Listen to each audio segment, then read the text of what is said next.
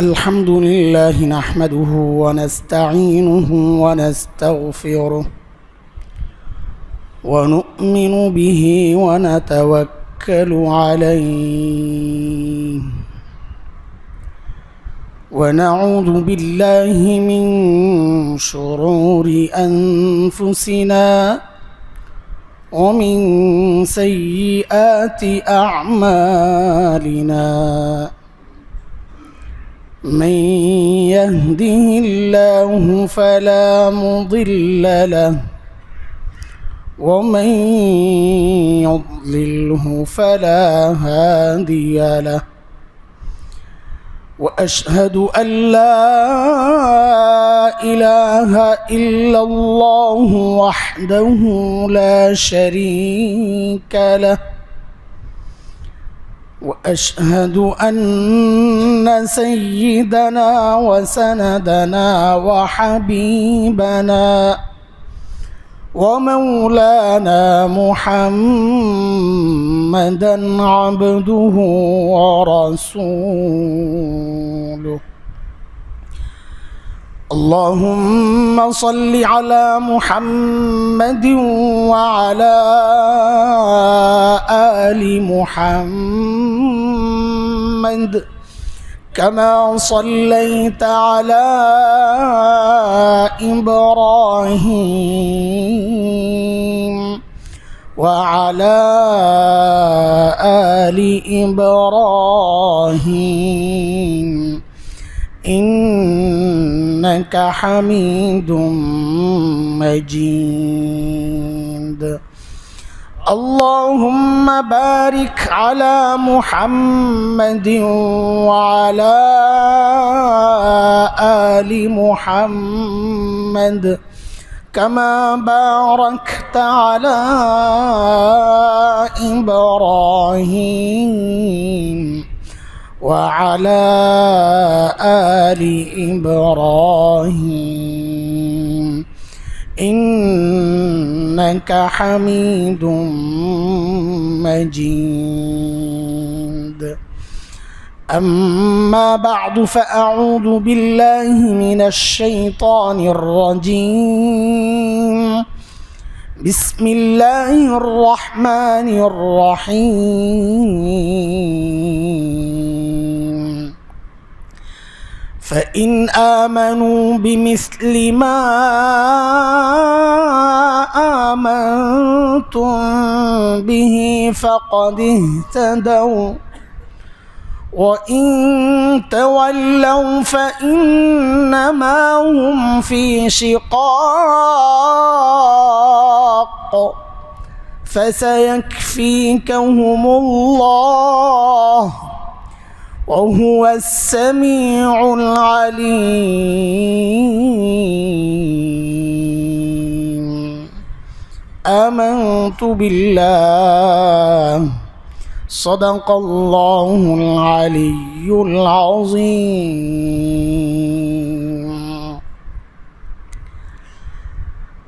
محترم حاضرين الله سبحانه وتعالى আমাদেরকে যত নিয়ামত দান করছেন, যত বলতে অসংখ্য নিয়ামতের তো সীমা নাই। সূরা ইব্রাহিম আসছে, সূরা রাদে আসছে ওয়া ইন তাউদ্দু নি'মাতাল্লাহি লা তুহসুহা। নিয়ামত এত যে গণে শেষ করতে পারবা না। অসংখ্য নিয়ামতের কথা কোরআনেও আসছে যে আল্লাহ তাআলা আমাদেরকে নিয়ামতগুলো দিয়েছেন। ইয়া আইয়ুহাল ইনসান মা গাররাকা বিরাব্বিকাল কারীম আল্লাযী খালাকাকা ফাসাওয়াকা ফাআদালাক ফি আইয়ি সূরাতিন মা শাআ রাক্কাবাক। এত সুন্দর করে তোমাকে বানাইছি। লাকাদ খালাকনাল ইনসান ফি আহসানি তাকওয়িম। সবচেয়ে সুন্দর রূপে আল্লাহ মানুষকে বানাইছেন। এগুলো নিয়ামত। জমিনে রিজিক রাখছেন, আসমান থেকে রিজিক পাঠায়া দেন, কত নিয়ামত। অক্সিজেন নিচ্ছি প্রতি মুহূর্তে, কত বড় নিয়ামত। এটা অনেক বড় বড় নিয়ামত। কিন্তু সব নিয়ামতের ক্ষেত্রে আল্লাহ তাআলা অনুগ্রহ প্রকাশ করেন নাই। আমরা বাংলায় বলি খোটা দেওয়া, ওই শব্দটাই আসছে কোরআনে মান্না, কিন্তু আল্লাহর শানে খোটা এটা ভালো কাজ না। এই জন্য আল্লাহর শানে মুফাসসিররা এই অর্থটা নেন না যে আল্লাহ খোটা দিচ্ছেন। এই জায়গায় মুফাসসিররা অর্থ করেন যে আল্লাহ তাআলা অনুগ্রহ প্রকাশ করছেন। আর এটা আমাদের ব্যবহার যে আমরা খোটা ছোটোখাটো কোনো অনুগ্রহের উপর দিই না। উল্লেখ করার মতো কোনো অনুগ্রহ যদি হয় ওইটাকে মানুষ উল্লেখ করেই খোটা দেয়। আল্লাহ তাআলা কোরআন আল কারীমে যে সমস্ত নেয়ামতের ক্ষেত্রে খোটার শব্দ ব্যবহার করেছেন, তো বুঝে নেওয়া যে ওই নেয়ামতগুলো আল্লাহর দেওয়া বড় নেয়ামত, সবচেয়ে বড় নেয়ামত। যেমন ঈমানের নেয়ামত আছে, সূরা হুজরাতের শেষ আয়াতের আগের আয়াতে আসছে, বালিল্লাহু ইয়ামুন্নু আলাইকুম আন হাদাকুম লিল ঈমান। আল্লাহ যে তোমাদেরকে হেদায়েতের রাস্তা দেখাইছেন, ঈমানের দিকে রাস্তা দেখাইছেন, এটাই বরং আল্লাহ তোমাদের উপর অনুগ্রহ করেছেন। বোঝা গেল ঈমানের নেয়ামত আল্লাহর দেওয়া বড় নেয়ামত। এমন আরেকটা নেয়ামত হচ্ছে আমাদের নবী আলাইহিস সালাতু ওয়াস সালাম, যাকে আমরা রসুল হিসাবে পেয়েছি। এই নেয়ামতের বর্ণনা দিতে গিয়েও আল্লাহ এই খোটার শব্দ ব্যবহার করেছেন, লাকাদ মান্নাল্লাহু আলাল মুমিনিন, আমি ঈমানদারের উপর অনুগ্রহ করেছি। বোঝা গেল রসুল সাল্লাল্লাহু আলাইহি ওয়াসাল্লামকে নবী হিসাবে পাওয়া এটাও আমাদের জন্য একটা বড় নিয়ামত। আল্লাহ তাআলা চাইলে আমাকে আপনাকে অন্য সমস্ত নবীর উম্মত বানাইতে পারতেন, নবী মূসার উম্মত বানাইতে পারতেন, ঈসা আলাইহিস সালামের উম্মত বানাইতে পারতেন। আল্লাহ তা করেন নাই, আমরা চাইয়াও নেই না এটা যে আল্লাহ আমাকে শেষ নবীর উম্মত বানায়। এটা আল্লাহ আমাদের উপর দয়া করছেন, আলহামদুলিল্লাহ। সেই নবী আলাইহিস সালাতু ওয়াস সালাম এত মহান, যেটা আমাদের জন্য সবচেয়ে বড় নেয়ামতের একটা, আল্লাহ নিজে বলেছেন। সে বিষয়ে আমরা এক দুই জুমা পরের থেকে আলোচনা শুরু করব ইনশাআল্লাহ, বা আরও একটু দেরি হইতে পারে। সফরের এখন তো মুহররম চলছে, শুরুর দিক, সফরের শেষ দিকে আমরা এই বিষয়ে আলোচনা আনবো ইনশাআল্লাহ তাআলা। আমাদের নবী আমাদের জন্য কত বড় নিয়ামত। তার আগে ফরজ আহকাম আদায়ের আগে যেমন নফল আদায় করা হয়, সুন্নত আদায় করা হয়, মুখমণ্ডল ধোয়া ফরজ, তার আগে আমরা হাত ধুই, কুলি করি, নাকে বানিয়ে দিই। হ্যাঁ, তো নবী আলাইহিস সালামের শান আলোচনার আগে প্রাসঙ্গিক মানে প্রসঙ্গ আছে, অযথা না। নবী আলাইহিস সালামের সাহাবীদের কিছু শান আজকে শুনব। শানে সাহাবা, সাহাবীদের মর্যাদা কি? দেখেন, ঈমানের নেয়ামতের কথা বলতেছিলাম, এটা একটা বড় নেয়ামত। সেই ঈমানকে আল্লাহ তাআলা আমার আপনার সামনে যে পেশ করছেন, ওই সময়ের কাফেরদের সামনে পেশ করছেন যে তুমি যে ঈমান আনবা, কার ঈমানের মতো ঈমান হইলে তোমার ঈমান গ্রহণযোগ্য? তো আল্লাহ তাআলা সাহাবীদের ঈমানকে মডেল বানাইছেন। সাহাবীদেরকে আল্লাহ জানাইছেন, ফাইন আমানু বিমিসলি মা আমানতুম বিহি, খালি মুখে ঈমান আনছি বললেই হবে না। যদি তাদের ঈমান তোমাদের ঈমানের মতো হয়, তোমাদের মানে সাহাবীদের, যদি তাদের ঈমান তোমাদের ঈমানের মতো হয়, তাইলে আল্লাহ বলেন ফাকাদ ইহতাদাউ, তাইলে তারা সঠিক রাস্তায় আছে, এটা ধরে নেওয়া হবে। ওয়াইন তাওয়াল্লাউ, আর যদি এর ব্যতিক্রম হয় তো জেনে রেখো তারা অনেক হেদায়েত থেকে অনেক দূরে চলে গেছে। ফাইন্নামা হুম ফি শিকাক। এই যে ঈমানের মানদণ্ড আল্লাহ বানাইলেন সাহাবীদের ঈমানকে, এটা এমনি হয় নাই। কারণ আল্লাহ তাআলা সমস্ত মানুষ থেকে যেমন নবী নির্বাচন করেছেন, বাছাই করেছেন, আল্লাহর বাছাই, আবার ওখান থেকে ৩১৩ জনের রসুল নির্বাচন করেছেন আলাদা। নবী আর রসুল একটু পার্থক্য আছে। রসুল হচ্ছে যাদের কাছে নতুন নতুন শরীয়ত আসছে, বিধান আসছে নতুন নতুন। নবী হচ্ছে ওই রসুলদের দ্বীনকে যারা প্রচার করেছেন তারা হচ্ছেন নবী। আসমানি কিতাব আসছে, তারা রসুল। একটা হচ্ছে পরিপূর্ণ কিতাব, এমন বড় কিতাব হচ্ছে চারটা, আপনারা জানেন, তাওরাত, ইনজিল, জাবুর, কোরআন। কিন্তু বহু রসুল এরকম গেছেন 313 জনের মতো হাদিসে আসছে, যাদের কাছে পরিপূর্ণ কিতাব না আসলেও বিচ্ছিন্ন বিচ্ছিন্ন করে বিভিন্ন বিধান আসছে, নতুন বিধান। নতুন বিধান যাদের কাছে আসছে এটা হচ্ছে শরিয়া। নতুন শরীয়ত যাদের কাছে আসছে তারা হচ্ছেন নবীদের মধ্যে রসুল। সমস্ত রসুলই নবী, কিন্তু সমস্ত নবী রসুল না।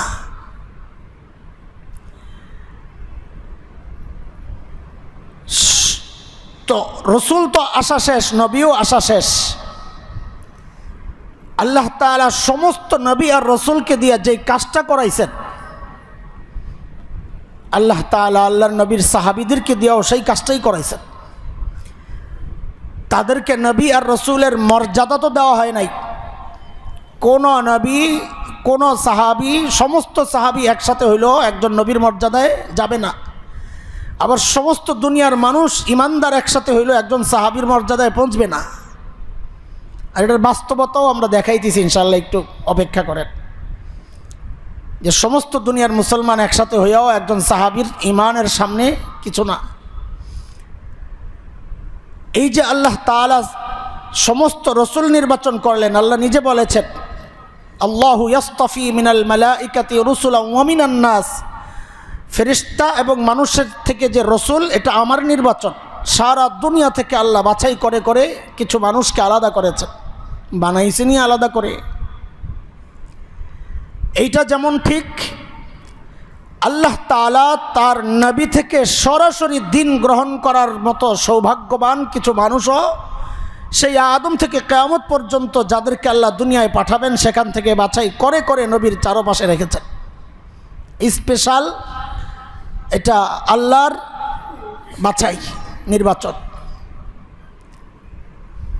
এটা উম্মত হিসাবে আমরা মনে করি সবচেয়ে বড় নিয়ামত, যে ঈমানের সাথে রসুলকে দেখা। এতটুকুই যথেষ্ট সারা দুনিয়ার মানুষের চেয়ে শ্রেষ্ঠ হওয়ার জন্য, যে ঈমানের সাথে দেখছে তো কাফেররাও।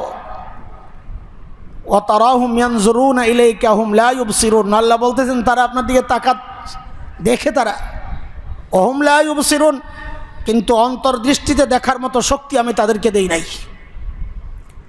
তো বেঈমানরাও দেখছে, কিন্তু এই দেখার কোনো মূল্য ছিল না। ঈমানের সাথে যারা দেখছে তাদের মূল্য কই চলে গেছে। দেখেন, এমনি তো ঈমান আসলেই মানুষের মূল্য বেড়ে যায়। ঈমান আসলেই মানুষের মূল্য বেড়ে যায়। মানুষের মূল্য বাড়ার মূল ভিত্তি হচ্ছে ঈমান, এটা মাথায় রাখা। ঈমান ছাড়া মানুষের মূল্য বাড়ে না। সে যদি নবীর বাবাও হয় তো আজরের দিকে তাকায়া দেখেন, ঈমান ছাড়া কোনো মূল্য নাই। সে যদি নবীর সন্তানও হয় তো নূহ আলাইহিস সালামের সন্তানের দিকে তাকায়া দেখেন, ঈমান ছাড়া ওই সন্তানের সম্পর্কর কোনো মূল্য নাই। আপনজন ঈমান ছাড়া, দেখেন আবু লাহাব, আল্লাহ বলেন তাব্বাত ইয়াদ আবি লাহাব, তুই ধ্বংস হ। আপন চাচা, আরে আবু জাহেল তো আপন চাচা না, আবু লাহাব তো আপন চাচা। আপন চাচা সম্পর্কে আল্লাহ বলতেছেন তুই ধ্বংস হ। সম্পর্ক আগায়া দেয় নাই।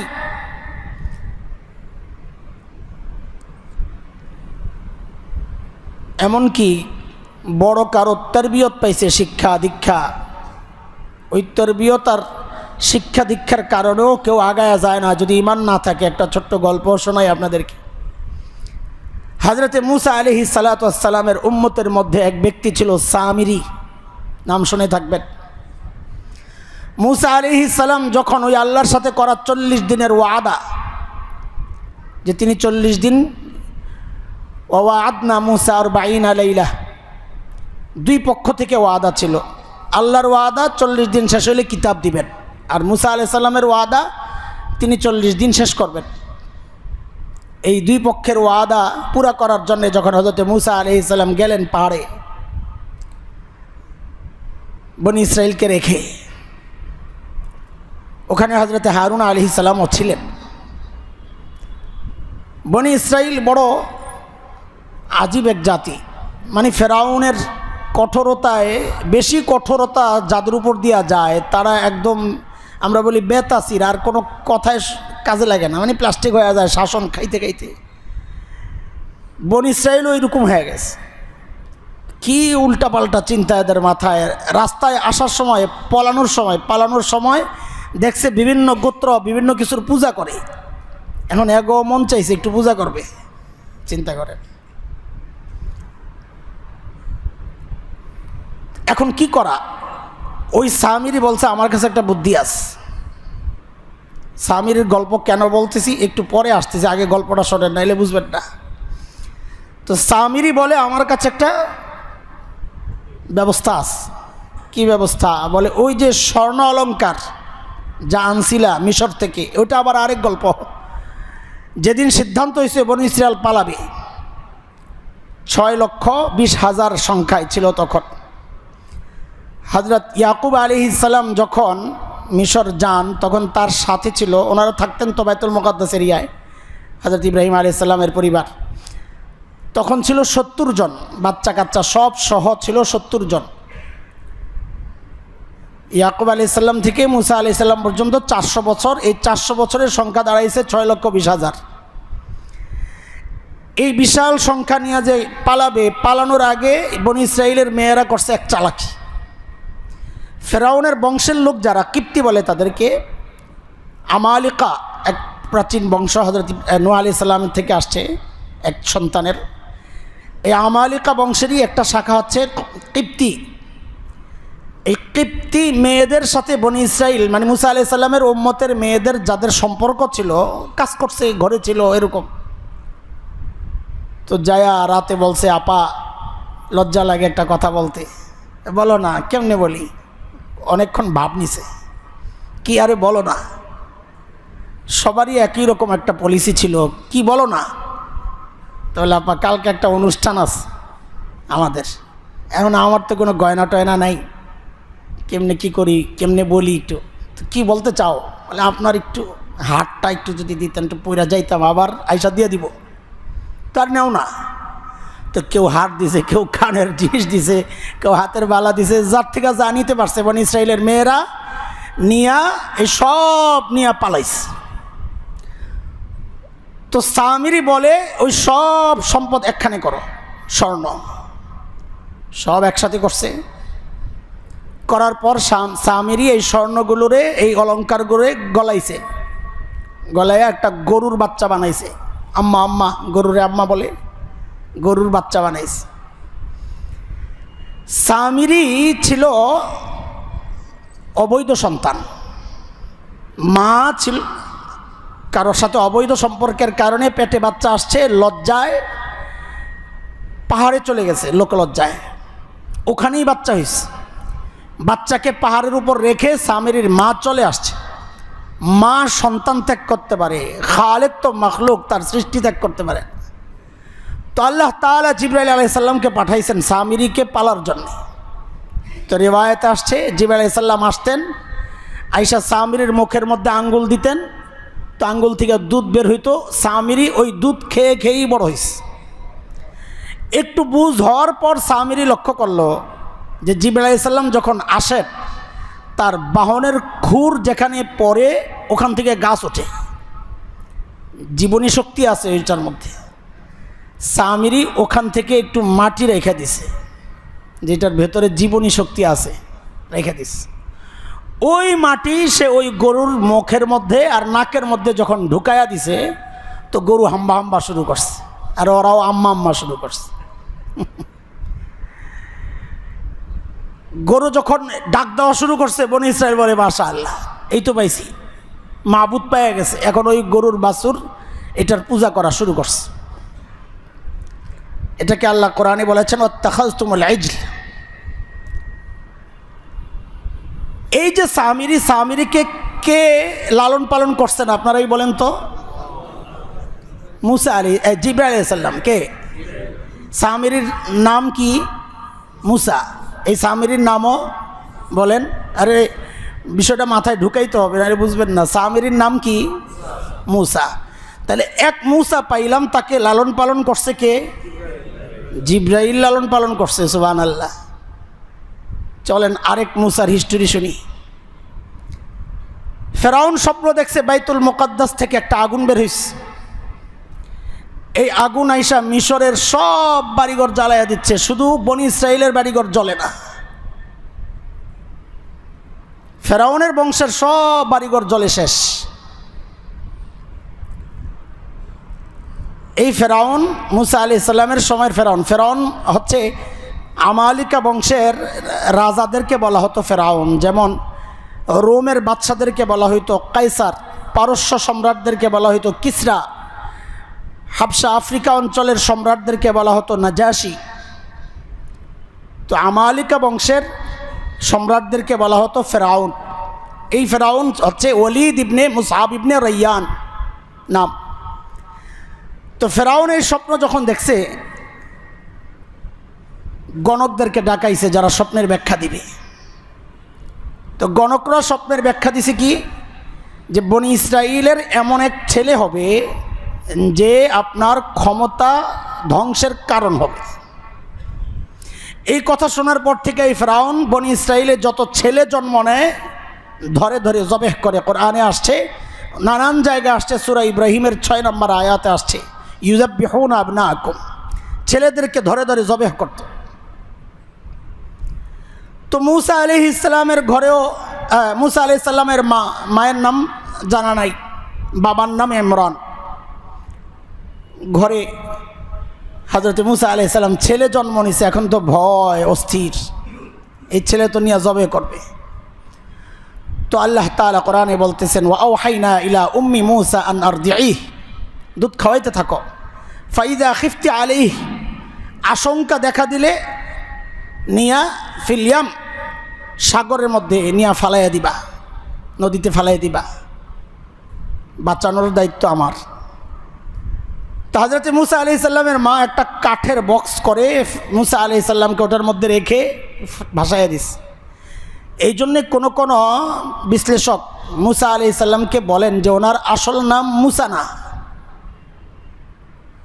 মূসা হচ্ছে এটা একটা ওনার উপাধি। হিব্রু ভাষায় মু মানে হচ্ছে পানি, মু পানি, আর সা এটা আসলে ছিল সাই, সাই মানে গাছ।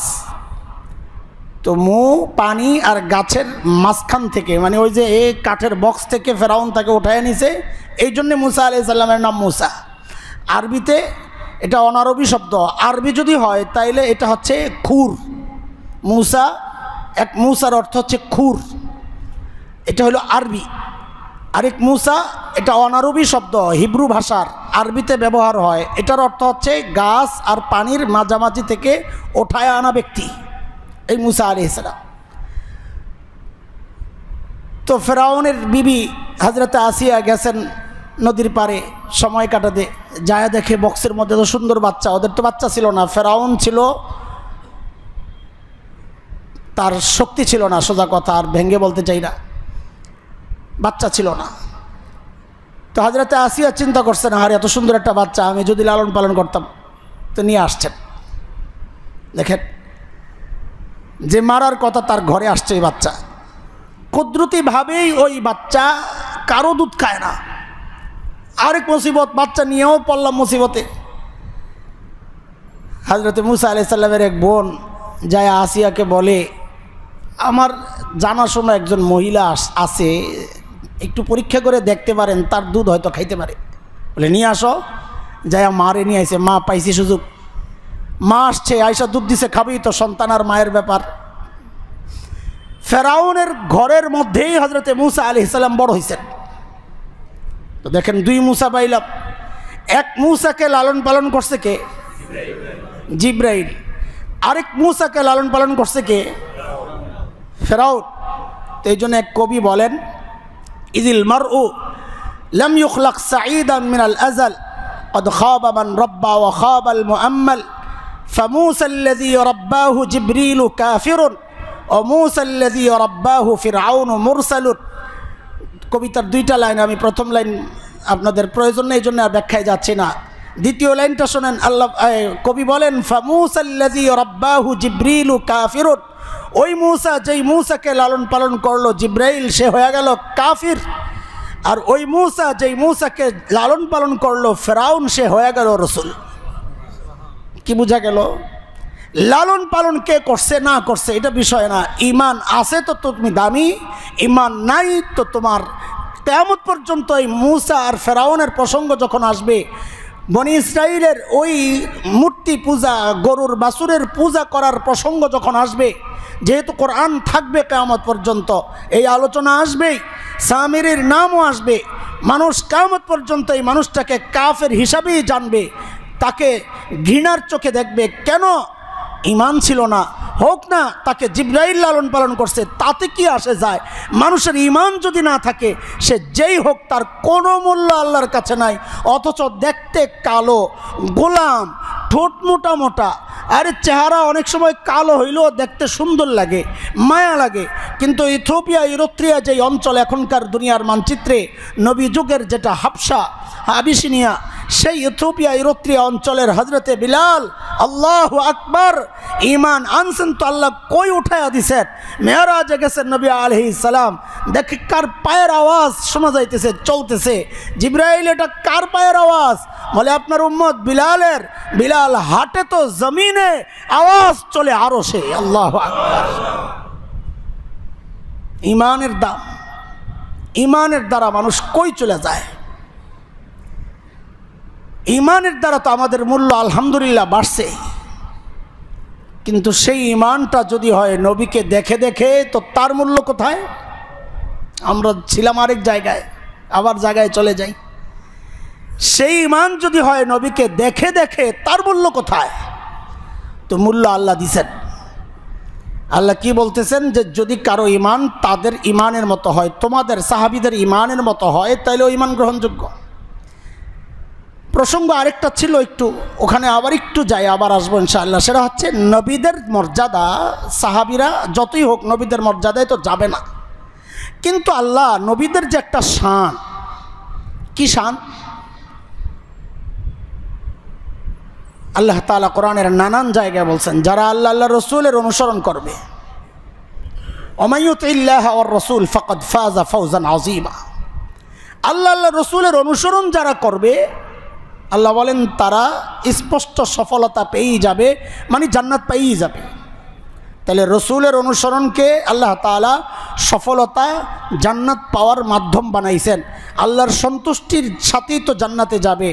দেখেন, সাহাবীদেরকে আল্লাহ তাআলা নবুয়তের মর্যাদা তো দেন নাই, কিন্তু নবীদের যে শান, যে তাদের অনুসরণ করলে জান্নাত পাইবা, আল্লাহ তাআলা সাহাবীদেরকেও সেই শান দিয়েছেন। আপনি দেখেন সূরা তাওবা 100 নম্বর আয়াত, একটু পড়েন যদি তাফসীর থাকে। সূরা তাওবা 100 নম্বর আয়াত, আল্লাহ কি বলতেছেন? والسابقون الأولون من المهاجرين والأنصار والذين اتبعوهم بإحسان رضي الله عنهم ورضوا عنه وأعد لهم جنات تجري تحتها الأنهار خالدين فيها أبدا ذلك الفوز العظيم الله أكبر। আল্লাহ কি বলছেন? নবীদের শান কি? যারা নবীদের অনুসরণ করবে তারা অনেক বড় সফলতা পেয়ে গেল। সাহাবীদের সম্পর্কে আল্লাহ কি বলতেছেন? কোন সূরা বলছি ভাই? আয়াত নাম্বার। কেন বলতেছি? যেন একটু সুযোগ হয় যায় তাফসীর খুলে দেখার। আল্লাহ বলতেছেন সাহাবী ওয়াসাবিকুন আল আউয়ালুনা মিনাল মুহাজিরিন ওয়াল আনসার, আনসার এবং মুহাজিরদের যারা অন্যদের থেকে আগায়া গেছে, এরা এক গ্রুপ। এরপর আল্লাহ বলতেছেন এবং যারা তাদের অনুসরণ করবে। এই একটা গ্রামারের একটা নিয়ম আপনাদের জানা থাকার কথা, আমরা আরবিতে পড়ছি, আরবি গ্রামারের একটা বিষয়। ওয়া এবং ও আগের সাথে পরের সাথে জুড়ে দেয় যেই শব্দ আমরা বলি আতফ, এই জুড়ে দেওয়ার যে শব্দগুলো আগের সাথে জুড়ে দেওয়া, এই শব্দের আগে পরে ভিন্ন হয়। যেমন আমি বললাম আমার কাছে জায়েদ এবং ওমর আসছে, বুঝতে হবে জায়েদ এক ব্যক্তি, ওমর আরেক ব্যক্তি। তো এবং এর আগে আর পরে এক হয় না, আলাদা হয়। আমরা বলি মাতুফ আলাইয়ের গায়ের হয়, মাদ্রাসার ছাত্ররা আছে জন্য ওদেরটাও শোনাই দিলাম, ওরা সহজে বুঝবে। মাতুফ আলাইয়ের গায়ের হয়, একই হয় না। আল্লাহ বলতেছেন সাহাবী, এবং তার মানে পরে যারা আসতেছে এরা সাহাবী না, অন্য কেউ। ইত্তাবাউহুম বিইহসান, যারা ওই সাহাবীদের ইমানের বিষয়ে, নেক আমলের ব্যাপারে, দ্বীনের ব্যাপারে যারা সাহাবীদের অনুসরণ করবে, এই দুই গ্রুপ সম্পর্কে আল্লাহ কি বলতেছেন? বলে রাদিয়াল্লাহু আনহুম ওয়া রাদু আন। তারা যেমন আল্লাহর উপর রাজি হয়েই দিনকে গ্রহণ করছে, আল্লাহও স্বীকৃতি দিচ্ছেন, আল্লাহও তাদের সবার উপর রাজি হয়ে গেছে। এখানেও সূক্ষ্ম ব্যাপার আছে, এগুলো আপনাদের জন্য আসলে বলা আমাদের জন্য কষ্ট, কারণ সব কিছু না বুঝারই কথা। দুটো শব্দ আছে ওলামারা বুঝবেন, আন এবং মিন। আন এটা টোটাল বোঝায়, ইস্তেগরাক বলি আমরা আরবিতে। মিন অংশ বোঝায়। আল্লাহ বলছেন আনহুম রাদিয়াল্লাহু আনহুম, দুই চারজনের উপর না, আমি সবার উপর রাজি হয়ে গেলাম। ফলাফল হচ্ছে ওই যে নবীদের ফলাফল। নবীদের ব্যাপারে আল্লাহ বলছেন তারা সফলতা পেয়ে গেছে যারা নবীকে মেনেছে। যারা সাহাবী মেনেছে তাদের সম্পর্কে আল্লাহ বলতেছেন ওয়া আ'আদ্দা লাহুম জান্নাতিন তাজরি তাহতাহাল আনহারু খালিদিনা ফিহা আবাদা। জান্নাতের কিছু গুণাগুণ আল্লাহ বয়ান করে বলেন আমি তাদের জন্য জান্নাত তৈরি করে রাখছি। যালিকাল ফাউজুল আযীম, এটা হচ্ছে তাদের জন্য মহান জয়। যেই কথা নবীদের শানে আল্লাহ বলেছেন, একই কথা আল্লাহ সাহাবীদের শানেও বলতেছেন। সাহাবীদের মর্যাদা কেন হবে না? কারণ আল্লাহ তাদেরকে বানাইছে নিয়ে আলাদা করে। কি করে? কোরআনের কথা, ওয়াকাররাহা ইলাইকুমুল কুফরা ওয়াল ফুসুকা ওয়াল ইসয়ান। আল্লাহ তাদের দিলটাই বানাইয়া দিয়েছেন এইরকম যে তারা কুফরিকে ঘৃণা করত, আল্লাহর অবাধ্যতাকে ঘৃণা করত। আল্লাহ দিল বানাইয়া দিয়েছেন এইরকম। তো বানাইছেন নবীর মেহনত দিয়া বানাইছেন, নবীর মেহনত দিয়া বানায়। এখন পরীক্ষা করা দরকার। যিনি পড়ান ফাইনাল পরীক্ষা তিনি নেন না, বলেন আপনারা? যিনি পড়ান ফাইনাল পরীক্ষা তিনি নেন না আরেকজন নেন? তো আল্লাহর নবীর শাগরেদদেরকে পড়াইছেন কে? নবী। বলেন সাহাবীদের ওস্তাদ কে? তো নবী কেমন পড়াইলেন? তো আল্লাহ বলেন আমি পরীক্ষা নিচ্ছি। আল্লাহ সাহাবীদের দিলের পরীক্ষা নিছেন। আল্লাহ বলতেছেন এটা সূরা হুজুরাত 3 নম্বর আয়াত, যে আমি ওদের দিলের পরীক্ষা নিছি। তো আল্লাহ কি বলেন? ইন্নাল্লাযীনা ইয়াগুদ্দুনা আসওয়াতাহুম ইনদা রাসূলিল্লাহ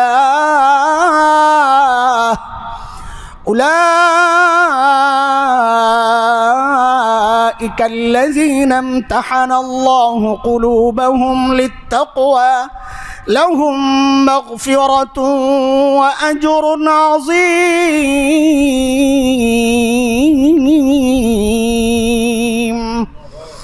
আল্লাহ বলেন আমি তাদের দিলের পরীক্ষা নিয়ে দেখছি, ওই পরীক্ষায় ওরা পাস। আল্লাহু আকবার। আরে কাদেরকে নিয়ে আপনারা কথা বলেন ভাই? কাদেরকে নিয়ে কথা বলেন? আবু বকরকে নিয়ে? নাউযুবিল্লাহ মিন যালিক। ওমরকে নিয়ে? নাউযুবিল্লাহ মিন যালিক। সাহাবীদের মধ্যে মর্যাদায় আল্লাহর রসুলের সাথে যার সম্পর্ক যত কাছের, মর্যাদায় তো তত বেশি হবে, এটাই স্বাভাবিক, ঠিক না? সম্পর্ক যত কাছের, খেলাফতের সিরিয়ালও ওইভাবেই হয়েছে। আচ্ছা বলেন তো আপনারা, সন্তান আগে না বাবা আগে? মর্যাদা বেশি কার? ভালো করে বুঝা বলেন, মর্যাদা বেশি কার? সন্তানের না বাবার? হ্যাঁ সত্যি তো? আচ্ছা,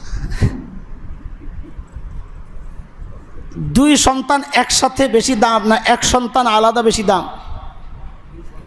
আরে ভাই হিসাব বুঝেন না? এক এক মিলে কত হয়? আর এক পাশে এক আছে, এটা কত? এইটাও সন্দেহ লেগে গেছে। এক পূরণ এক কত? এক পূরণ এক বলে 2। হিসাব ভুলে গেলেন ছোটবেলার। আসলে ছোটবেলার পড়া মনে থাকে না, নামটা ধরলে অনেকে ফেল করবে আমার মতো। 2 বেশি না 1 বেশি? বাবার মর্যাদা বেশি না সন্তানের মর্যাদা বেশি? শ্বশুরের মর্যাদা কি ছেলের মতো না বাবার মতো? ভুলে গেছে। আপনারা এমন করতেছেন কেন আমার সাথে? বলেন, শ্বশুরের মর্যাদা ছেলের মতো না বাবার মতো? জামাইয়ের মর্যাদা ছেলের মতো না বাবার মতো? বাবার মর্যাদা বেশি না ছেলের মর্যাদা বেশি? সব ঠিক আছে তো না? এইবার চলেন, সাহাবীদের মধ্যে খোলাফায়ে রাশিদিন যেই 4 জন সাহাবী খলিফা, সিরিয়াল জানা আছে? প্রথম সাইয়্যিদনা আবু বকর সিদ্দিক রাদিয়াল্লাহু আনহু, সব দিক থেকে আগে। আরে বকর মানেই তো শুরু, সকালটাকে বলা হয় বকর। যেই মেয়ে এখনো বিয়ে শাদী হয় নাই তাকে বলে বাকেরা। ফুলের কলি আছে এখনো ফুটে নাই, শুরু, তাকে বলে বাকুরা। একদম শুরুকেই বলে বাকর। আবু বকর আল্লাহ নামও মিলিয়ে দিয়েছেন এইরকম, একদম শুরু মুসলমান আবু বকর। এরপর ওমর, সুবহানাল্লাহ। এরপর উসমান। এরপর একজনে কি মিলাইছে দেখেন, নবী বলেছেন খায়রুল কুরুনি কারনি, আমার পর সবচাইতে দামি সময় হচ্ছে আমার সাথে যারা, আমার পরের যারা সাহাবীরা। মানব ইতিহাসের শ্রেষ্ঠ সময়টা। এই কারনির মধ্যে অক্ষর 4টা, কফ, রা, নুন, ইয়া। কি মিলছে, আল্লাহ মিলাই দিছে। কফ কারনি, কফ, রা, নুন, ইয়া। আরে ভাই মাদ্রাসাওয়ালারা বলো, কথা বলো, কারনি কয় অক্ষর? 1 নম্বর রা, নুন। যেহেতু পরের, তো বলে নবী শব্দ একটা নিছেন এমন যে নবীর পরের যারা আছে তাদের নামের শেষ অক্ষর এই করনির হিসাব। কফ, সিদ্দিকের শেষ অক্ষর কফ, ওমরের শেষ অক্ষর রা, ওসমানের শেষ অক্ষর নুন, আলীর শেষ অক্ষর ইয়া। করনি, আল্লাহু আকবার। সিরিয়াল তো নবী দেখাইয়া দিছেন। বাদ দিলাম, বলে এগুলো আন্দাজি কথা, মিলে গেছে আর কি কাকতালীয়ভাবে, বাদ দিলাম। এটা কাকতালীয় মিলে গেছে, বাদ দিলাম। আসেন সম্পর্ক। আবু বকর কি ছিলেন, জামাই না শ্বশুর? মাশাআল্লাহ। ওমর কি ছিলেন, জামাই না শ্বশুর? শ্বশুর কার মর্যাদায়, ছেলে না বাবার? তাহলে আবু বকর কার মর্যাদায়, ওমর কার মর্যাদায়? ওসমান কি ছিলেন, জামাই না শ্বশুর? কয়জনের? নবীর কয় মেয়ের জামাই? বলে না। এই জন্যই তো হজরত ওসমানকে বলা হয় জুন্নুরাইন, 2 নূরের মালিক। হজরত রোকাইয়া, হজরত জাইনাব 2 নূরের মালিক। 2 নূরের মালিক হজরত ওসমান, উম্মে কুলসুম 2 নূরের মালিক। হজরত আলী, হজরতে ফাতেমার স্বামী। কয়জন? 2 বেশি না 1 বেশি? আগে পড়াই আইছি তো গণিত, সিরিয়াল দেখছেন। 1 নম্বর শ্বশুর, 2 নম্বর শ্বশুর। বাবা আগে না সন্তান আগে? তো খেলাফতের সিরিয়াল বাবার আগে আসার কথা না সন্তানের আগে আসার কথা? আহা বলেন না। তাহলে বাবা আবু বকর মর্যাদায়, এমনি তো বাবা না, মর্যাদায়, যেহেতু শ্বশুর মর্যাদায় আবু বকর আগে, মর্যাদায় ওমর আগে, মর্যাদায় জামাই আসছে। এবার ছেলের মর্যাদা। জামাইয়ের মধ্যে ওসমান কয় মেয়ের জামাই? 2 আগে না 1 আগে? তো 3 নম্বরের সিরিয়াল কার আসার কথা? বলেন না। হজরতে ওসমান। 4 নম্বরে আলী। তো সিরিয়াল তো ঠিকই আছে নাকি? আপনাদের কি মনে হয় এই সিরিয়াল যৌক্তিক না অযৌক্তিক? আপনাদের কি মনে হয় সাহাবীদের সময়ে যেই সিরিয়াল নির্ধারিত হয়েছে এটা যৌক্তিক না অযৌক্তিক? এই প্রশ্ন করাও আমাদের জন্য বেয়াদবি। এই প্রশ্ন করাও, সাহাবারা যেই সিরিয়ালকে মেনে নিয়েছেন সেই সিরিয়াল নিয়ে এই 1400 বছর পরের আমাদের মতো পথভ্রষ্ট মানুষের কাছে জিজ্ঞাসা করাও তো বেয়াদবি। ঠিক কিনা বলেন? হজরতে আবু বকরের মর্যাদা, হজরতে ওমরের মর্যাদা, সবাই মর্যাদাবান, কিন্তু কিছু বিষয় আছে আলাদা। হজরত জিবরাইল আমিনকে আল্লাহ তাআলা সঙ্গী বানাইছেন মেরাজের। দেখেন হযরত জিব্রাইলকে সঙ্গী বানাইছেন, কই নিবেন? মেরাজে নিয়ে যাবেন। নবীর মেরাজের সঙ্গী কে বলেন আপনারা? কে? জিব্রাইল। এক জায়গায় যায় হযরত জিব্রাইল বলে আমি আর যাইতে পারব না, আমার কাম শেষ, এরপরে আপনি, আমি গেলে চলে যাব। তাহলে চূড়ান্ত জায়গায় জিব্রাইল পৌঁছাইছেন না আগে ছেড়ে দিছেন? আর আমার সাথে কথা বলা লাগবে, পড়া মুখস্থ করাই দিছি, আকীদা ঠিক করাই দিছি। চূড়ান্ত যাওয়ার আগে জিব্রাইল চূড়ান্ত জায়গা পর্যন্ত গেছেন না ছেড়ে দিছেন? আল্লাহ তাআলা হিজরতের সাথী বানাইছেন কাকে বলেন? কাকে? সাইয়েদনা আবু বকর চূড়ান্ত জায়গা মদিনা পর্যন্ত গেছেন না ছেড়ে দিছেন? জিব্রাইল জায়গা মতো পৌঁছতে পারেন নাই। হযরত আবু বকরকে আল্লাহ যে দায়িত্ব দিয়েছেন যে আমার নবীর সঙ্গ ছাড়বা না, জিব্রাইল শুধু ছাড়েন নাই তা না, হিজরতের হিস্টোরি পড়া দেখেন, হযরত আবু বকর শুধু ছাড়েন নাই তা না, হিজরতের হিস্টোরি পড়া দেখেন, নবী দেখেন যে আবু বকর একবার যার ডাইনে, আবার যায় সামনে। আরে 400 কিলোর বেশি মক্কা থেকে মদিনার রাস্তা। আমি বলি নবী যদি 400 কিলো যায় থাকেন, আবু বকর গেছেন 800 কিলো। কেন? আবু বকর একবার যান ডানে, আবার যান সামনে, আবার যান বামে, আবার যান পেছনে। ও আবু বকর আপনি এমন করেন কেন? একসাথে হাঁটতে পারেন না, একরকম হাঁটতে পারেন না?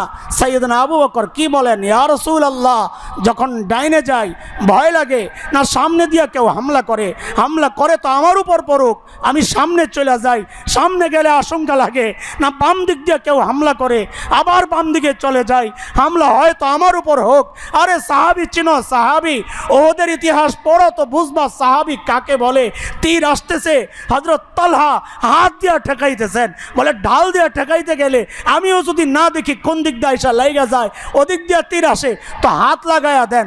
সাহাবী হযরত আবু বকর ওদের গল্প বলতে গিয়ে বলতেন, আরে ওই দিন তো ছিল তলহার দিন, আমরা আর কি করছি।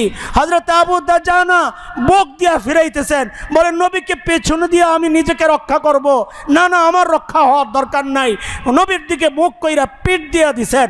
আল্লাহু আকবার। কিতাবে আসছে হাদিসে, পিঠের মধ্যে একটা দুইটা নয় 70টা আঘাত পাওয়া গেছে। এক বর্ণনায় 35টা আসছে, এক বর্ণনায় 39টা আসছে। আল্লাহু আকবার। আরে সাহাবী চিনবা তো ওদের গল্প পড়ো, হযরত তলহার হাতটা অবশ হয়ে গেছে পাথরের আঘাত খাইতে খাইতে, তীরের আঘাত খাইতে খাইতে। হযরত আবু তলহা তীর মারায় পারদর্শী ছিলেন, নবীকে ডাল দিয়ে রক্ষা করতেছিলেন। নবী মাঝে মধ্যে উকি দেয় কাফেরদেরকে দেখার জন্যে। হযরত আবু তলহা বলেন, আরে বুখারীর রওয়ায়াত পড়ে দেখো, ইয়া রাসূলুল্লাহ আপনি ঢালের নিচে থাকেন, আপনি মাথা উঠায়েন না, আমি তীর মারতে মাথা উঠাইতেছি, আপনি উঠায়েন না, কখন একটা তীর এসে আপনাকে বিদ্ধ করে। আরে আপনার গলায় লাগার আগে, আপনার বুকে লাগার আগে তীর আমার বুকে লাগুক।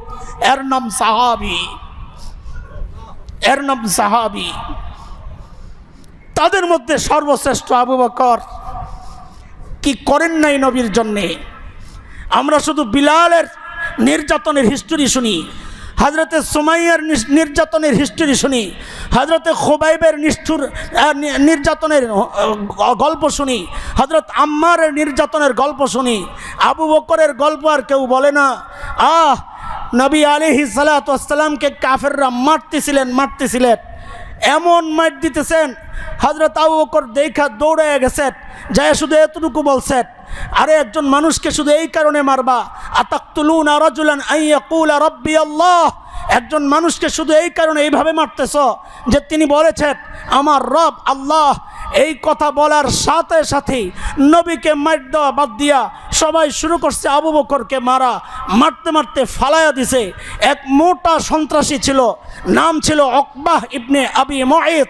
এই নরাদম সাইয়েদনা আবু বকরের বুকের উপর উঠা লাফাইছে, বুকের উপর উঠা লাফাইছে।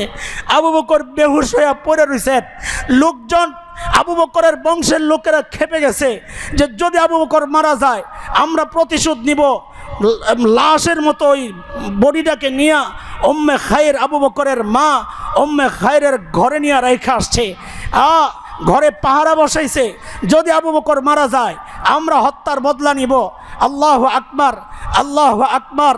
হযরতে উম্মে খায়ের দুধ খাওয়াইতেছেন, একটু হুঁশ ফিরছে, দুধ খাওয়াইতে নিছেন, বলে বাবা একটু দুধ খাও। সাইয়েদনা আবু বকর কি বলেন, মা নবীকে না দেখা পর্যন্ত আমি মুখে কিচ্ছু দিব না।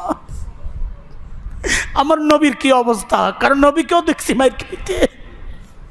আবু বকর চিনো, গালি দাও যে, আবু বকর চিনো, সমালোচনা করো যে। উম্মে খায়ের বলে আমি কি জানবো নবী কোথায়, আমি কি জানবো। বলে ফাতেমাকে জিজ্ঞেস করো। এই ফাতেমা নবীর বেটি ফাতেমা না, হযরত ওমরের এক বোন ছিল, গোপনে মুসলমান হয়েছে। বলে ফাতেমাকে জিজ্ঞেস করো। ফাতেমা আসছে, আবু বকর আর উম্মে খায়েরকে কান্দে নিয়ে চলে গেছে। নবী যেখানে লুকায়া ছিলেন, হযরত আম্মার ইবনে ইয়াসির রাদিয়াল্লাহু আনহুর ঘরে লুকায়া ছিলেন, নিয়ে গেছেন। আল্লাহ, যখন আবু বকর গেছেন, নবী আলাইহিস সালাম আবু বকরের চেহারার দিকে তাকায়া দেখেন চেহারা চিনা যায় না, এমনভাবে আঘাত হয়েছে চেহারা চিনা যায় না। নবী দৌড়াইয়া যায় আবু বকরের ধইরা কপালের মধ্যে যখন চুমু খাইছেন, পাগল সাহাবিগুলা চারদিক থেকে এসে আবু বকরকে চুমু খাওয়া শুরু করছে। এই মানুষের নাম আবু বকর। গালি দেওয়ার আগে, সমালোচনা করার আগে একটু হিস্ট্রি পড়ে নিও ভাই, নবী আবু বকরকে কত মহাব্বত করতেন। আরে শুনেন না, শুনেন না, আল্লাহ তাআলা, আল্লাহর রসুল মদিনা থেকে, মক্কা থেকে হিজরত করে মদিনায় যাওয়ার জন্যে নিজের আমানত, আরে মানুষ মানত না, কিন্তু কোথাও গেলে নিজের যুবতী মেয়েটাকে রেখে যেত নবীর কাছে আমানত, কোথাও গেলে নিজের মালগুলা রেখে যেত নবীর কাছে আমানত। ওরা জানে আমি মুসলমান হই নাই, ওরা জানতো যে এই মানুষ খেয়ানত করার মানুষ না, এই বিশ্বাস ওদের ছিল। আরে ওই যুগের মানুষরাও আমার নবীর উপর কোনো অপবাদ দেয় নাই। যারা নবীর সাথে কুফরি করছে, নবীকে আঘাত করেছে, কিন্তু মিথ্যা অপবাদ দেয় নাই। পোড়া কপাল মুসলমান, পোড়া কপাল। এই যুগের কাফেররা শুধু নবী মানে না, আমার নবীর উপর চরিত্র নিয়ে অপবাদ দেয়। নাউযুবিল্লাহি মিন যালিক। মুসলমান এখন তো চোখের পানি ফেলাও, কিন্তু ওই কুলাঙ্গার নাস্তিকরা আমার নবীকে নিয়ে যখন কটূক্তি করে, এদের বিরুদ্ধে একটা আইন করবে রাষ্ট্র, মৃত্যুদণ্ডের আইন। এই আইন নিয়ে তোমাদের কোনো মাথা ব্যথা নাই। আমার নবীর ইজ্জত নিয়ে যারা কথা বলে, ওদের জন্য কোনো আইন তো দরকার নাই। আইন তো এমন হওয়া ছিল, ওকে যেখানে পাওয়া যাবে ওখানেই হত্যা করতে হবে। আমরা এটা চাই না, আমরা আইন চাই আইন। আল্লাহর নবীকে নিয়ে কেউ কটূক্তি করলে তার একটাই শাস্তির সিদ্ধান্ত হোক, মৃত্যুদণ্ড ছাড়া অন্য কোনো শাস্তি মানি না আমরা। আওয়াজ উঠাইতে হবে একসাথে, নবীর দুশমনদের একটাই শাস্তি, বলেন কি সেটা? মৃত্যুদণ্ড ছাড়া কোনো আইন আমরা চাই না। ওই সময়ের কাফেররাও তো কোনো অপবাদ দেয় নাই, নিজের মেয়েকে রাইখা যাইত। তো সেই আমানত এখন ফেরত দেওয়া লাগবে। এখন কেমনে ফেরত দিবে? নবী তো চলে যাচ্ছেন। তো আল্লাহ তাআলা কি করছেন দেখেন, হযরত আলীকে বানাইছেন নবীর মালের আমানত। বলেন, নবীর মাল কার হাতে তুলে দেওয়া হয়েছে? সবাই বলেন। হযরত আলীকে আমরা অশ্রদ্ধা করছি না, নাউযুবিল্লাহি মিন যালিক। আলী আমাদের মহব্বতের এক প্রাণ পুরুষ, বাহাদুর আলী। হিস্ট্রির যত বড় বড় পালোয়ান ছিল সব শেষ করছেন হযরত আলী। বদরের যুদ্ধের মুখোমুখি লড়াই, হযরত আলী ওলীদ ইবনে উতবাহ জুয়ান শেষ করছেন। খন্দকের যুদ্ধে এক বড় পালোয়ান আসছিল, খন্দক পাড়ি দিয়া ৩-৪ জন আসছিল। ইকরামা ইবনে আবি জাহেল, দিরার ইবনে খাত্তাব, নওফল ইবনে আবদুল্লাহ, আরেকজন ছিল আবদুল্লাহ ইবনে আবদে উদ, মহাপালোয়ান। হযরত আলীর হাতে শেষ হয়েছে। খায়বরের ইতিহাস পড়ে, সবচেয়ে বড় পালোয়ান হযরত আলীর হাতে শেষ হয়েছে। হযরত আলীর ইতিহাস এক আমাদের জন্য এক বড় আনন্দের ইতিহাস। আমাদের মন আনন্দিত হয় হযরত আলীর এই ইতিহাসগুলো পড়লে, উদ্বেলিত হয়, আন্দোলিত হয়। হযরত আলী তো মহান পুরুষ, মহান মানুষ, অস্বীকারের কোনো সুযোগ নাই। কিন্তু আল্লাহ তাআলার ব্যবস্থাটা দেখেন, নবীর মালের আমানত আল্লাহ রাখছেন কার কাছে? হযরত আলীকে নবী নিজের ঘরে শোয়া দিয়েছেন, চাদর মুড়ো দিয়া শুয়ে রয়েছে, যে সকালে মানুষ যখন জানবে যে মুহাম্মদ সাল্লাল্লাহু আলাইহি সাল্লাম পালিয়ে গেছে, তখন তো বলবে যে আমাদের মালগুলা নিয়ে, ওই যে বনি ইসরায়েলের মেয়েদের মতো আমাদের মালগুলা নিয়ে পালিয়ে গেছে, এই কথা যেন বলতে না পারে। নিজের একান্ত ছোট ভাই, একান্ত ভাই হযরত আলী, সেই আলীকে রেখে গেছেন, চাচাতো ভাই রেখে গেছেন। যে মালগুলা পাওনাদাররা আসলে তাদেরকে দিয়ে দিও। তো আবারও বলেন, নবীর মালের আমানত আল্লাহ কার কাছে রাখছেন? কখন এটা? হিজরতের সময়। বলেন কখন এটা? তো আল্লাহ তাআলা নবীর মালের আমানত কার কাছে রাখছেন? বলেন না এটা। আর আল্লাহ তাআলা নিজের নবীর আমানত রাখছেন আবু বকরের কাছে, যে মদিনা পর্যন্ত পৌঁছাইয়া দিও, সঙ্গ ছাইড়ো না। হ্যাঁ, সঙ্গ ছাইড়ো না, আমানত দিয়া দিছেন। সেই আমানত মদিনায় পৌঁছাইছেন না?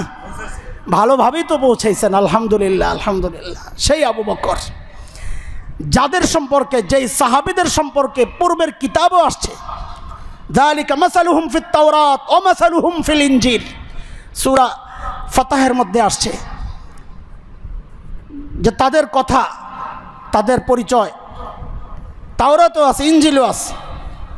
ওই যে বলতেছিলাম, একজন সাহাবী সারা দুনিয়ার মুসলমানের ঈমান একসাথে করলে হয় না। কেন হয় না? এই যে দেখেন, সাইয়েদনা ওমর যাচ্ছেন বাইতুল মুকাদ্দাসের দিকে, সাথে গোলাম। ওমর যাচ্ছেন খুব হাব অনেক গার্ড, বডিগার্ড, সুন্দর পোশাকে না, অসংখ্য তালি জামার মধ্যে। গোলাম চলতেছে কিছুক্ষণ ওমর বাহনের উপর, আবার ওমর রশি ধরে হাঁটতেছেন গোলাম বাহনের উপর। আল্লাহ একটা পর্যায়ে যায় গোলাম বলতেছে, হযরত এখন তো চলে আসবে বাইতুল মুকাদ্দাস, মানুষ যেন আমাকে বাহনের উপর না দেখে, কেমন দেখা যায়। হযরত ওমর কি জবাব দিছেন? না রে, আমিও মানুষ, তুমিও মানুষ, কষ্ট তোমার যেমন হবে আমারও হয়, আমার যেমন হয় তোমারও হয়, চলতে থাকো। যখন বাইতুল মুকাদ্দাসে ঢুকছেন তখন সিরিয়াল ছিল গোলাম উপরে, ওমর নিচে। ইহুদিরা এই দৃশ্য দেখাই বলেছেন, আরে এই কথা তাওরাতে আছে যে শেষ নবীর উম্মতের এমন ইনসাফ প্রতিষ্ঠা হবে, সেখানে আমির থাকবে নিচে, গোলাম থাকবে উপরে। আরে এটাই তো সেই ইনসাফ। সাথে সাথে এই দৃশ্য দেখেই বাইতুল মুকাদ্দাসের চাবি দিয়ে দিস। একজন ওমরের আদর্শ দেখা ইহুদিরা বাইতুল মুকাদ্দাসের চাবি দিয়ে দিছে। বলেন, সারা দুনিয়ার মুসলমান যদি একসাথে হয়, আজকের ইহুদিরা বাইতুল মুকাদ্দাসের চাবি দিবে আমাদেরকে? কি বোঝা গেল? সারা দুনিয়ার মুসলমানের চেয়ে একজন ওমরের ঈমানের দাম ছিল বেশি। দেখেন, এই হলো সাহাবী। সিরিয়ালও ঠিক রাখেন, প্রত্যেকের মর্যাদা ঠিক রাখেন। দুইটা কারণে প্রসঙ্গটা আনতেছি। এই সময়ে যারা এই আশুরা কেন্দ্রিক যত উদযাপন করে, বারবার আমরা তাদের প্রসঙ্গ আপনাদেরকে আনি যেন ওই বিভ্রান্তিতে কেউ না পড়ি।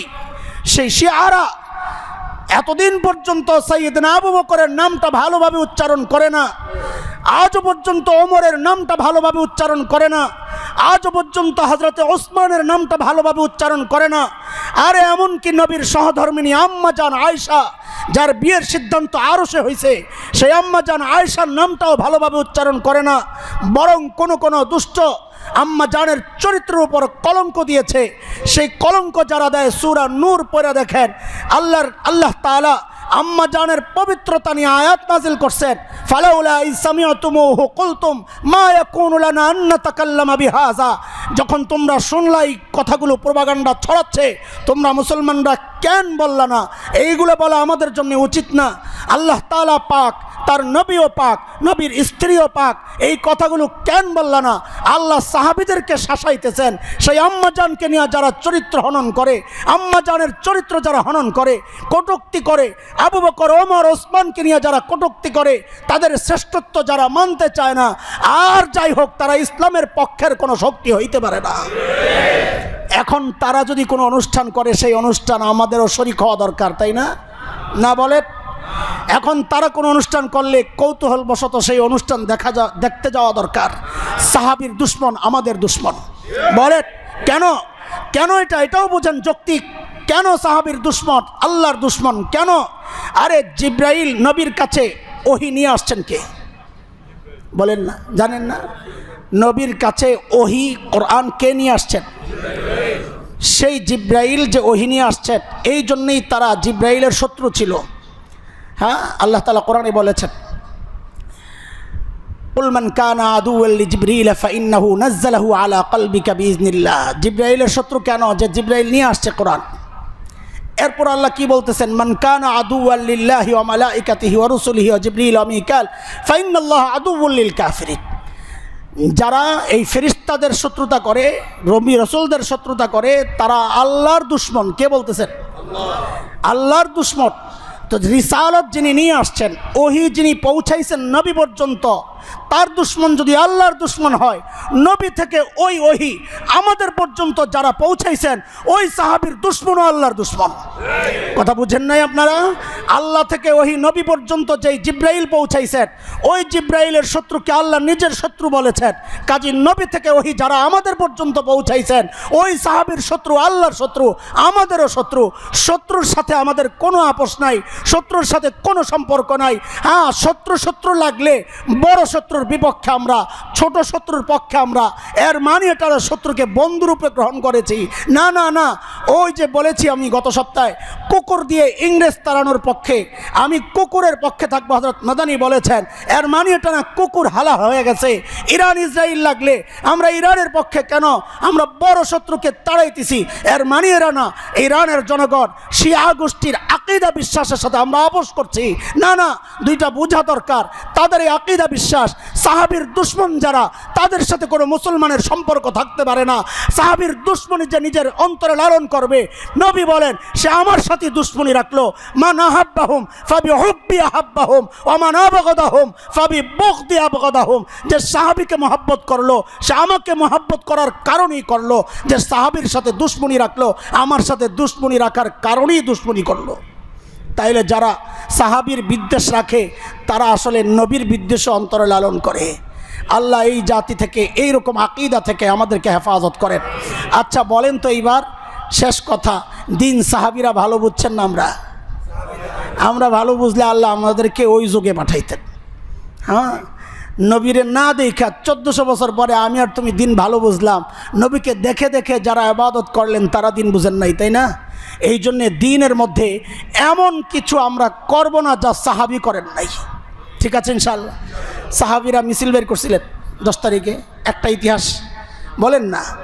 সাহাবীরা এমন হাই হোসেন করছেন, বলেন করছেন? করেন নাই? আল্লাহ, সাহাবীরা যা করেন নাই আমরাও নাই। সাহাবীরা কি করছেন 10 তারিখে? বলেন কেন রোজা রাখছেন? নবী রাখছেন। বলেন না, সোজা হিসাব। সাহাবীরা রোজা রাখছেন, কেন রাখছেন? তো যেই সাহাবীরা নবীকে দেখা রোজা রাখছেন, আমরা ওই দিন রোজা রাখবো না ভালো খানার আয়োজন করব, আনন্দ উৎসব করব? বলেন আমাদের আগামী দিনগুলোর আমল কি? বলেন আগামী দিনগুলোর আমল কি? অন্য কিচ্ছুতে জড়াবো না। যেহেতু বন্ধের দিন আছে, রোজা রাখবো, ঘরে থাকবো, বাচ্চাদেরকে সময় দিব। যেহেতু দামি দিন, ইবাদত বন্দেগীতে থাকবো, তিলাওয়াত জিকির আজকারে থাকবো। ঘর থেকে বেরও হব না ইনশাআল্লাহ। বের হইলেই ওই সমস্ত দুষ্ট চক্রের জিনিস দেখতে হবে। টেলিভিশন খুলবো না, খুললেই ওগুলা দেখতে হবে। মোবাইলে খবর দেখার জন্য ঢুকবো না, কালকে এই রবিবার ঢুকলেই ওগুলা দেখতে হবে। আমরা এগুলার সাথে নাই, এগুলা জানতেও চাই না, দেখতেও চাই না। নবীর দুশমনদের সাথে কোনো রকমের সম্পর্ক রাখতে চাই না। রাজি আছি ইনশাআল্লাহ? আল্লাহ কবুল করেন, আমিন। ওয়া আখিরু দাওয়ানা আলহামদুলিল্লাহি রাব্বিল আলামিন।